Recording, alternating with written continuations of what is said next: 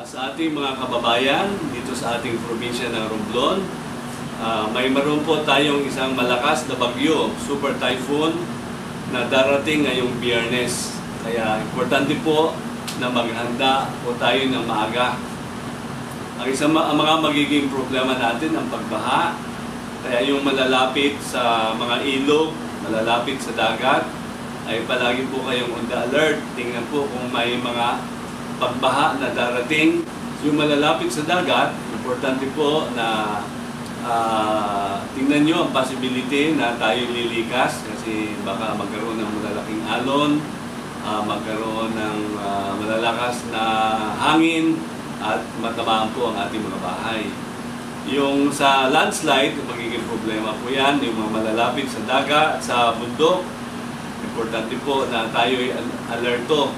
Importante rin po na pag may mga puno sa likod ng ating bahay o may mga niyog, ay baka po tayo mahulugan ng bunga ng niyog o matumbahan ng mga puno.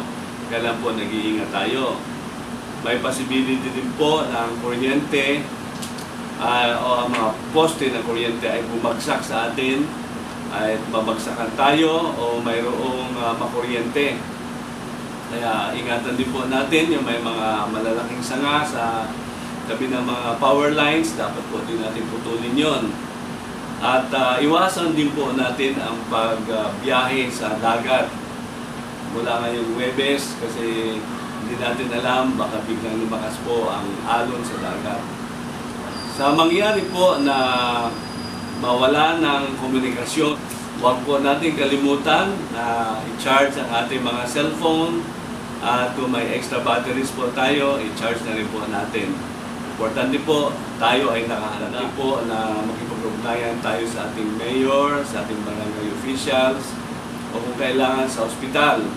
Ang emergency hotline po ng ating probinsya, yung Provincial Disaster Risk Reduction Management, ay 0999-399-7472. 0999-399-7472 o kaya 0915-319-2444. 0915-319-2444. Importante po na mayroon po tayong mga pagkain sa bahay, may tubig, may mga damit.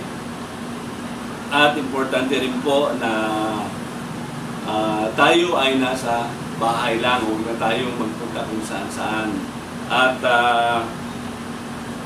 bawal din po ang pagtaas ng mga presyo ng mga bilihin at pag-hoarding.